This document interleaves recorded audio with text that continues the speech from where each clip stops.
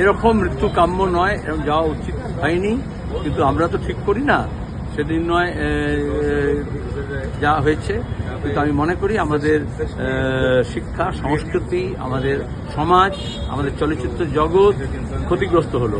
তার সংস্পর্শে যারা এসছে, যারা তার সঙ্গে কাজ করেছে, যাদের হয়ে তিনি কথা বলেছেন, যাদের কথা বলেছেন, এবং তার যারা সিনেমার মাধ্যমে যারা তাকে জেনেছে, তারা আমরা আশা করেছিলাম যে আরও অনেক বেশি ক্রিয়াশীল কর্মজীবন তার থাকবে, মানে অনেক সৃজনশীল কাজ তার কাছ থেকে পাবো, সে আমরা আশা করলাম।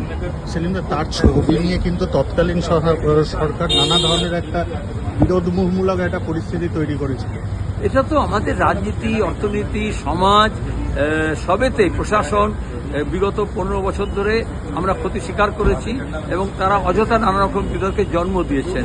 এবং তার যে তোমার গিয়ে সিনেমাকে নিয়ে যেভাবে রিলিজ করতে দেওয়া হবে না, কাজ করতে দেওয়া হবে না, আর অনেককে এরকম তাড়া করেছে, কিন্তু আমার মনে হয় ভবিষ্যতে সেই ভূত তাদেরকে তাড়া করবে। ফলো করুন বর্তমান।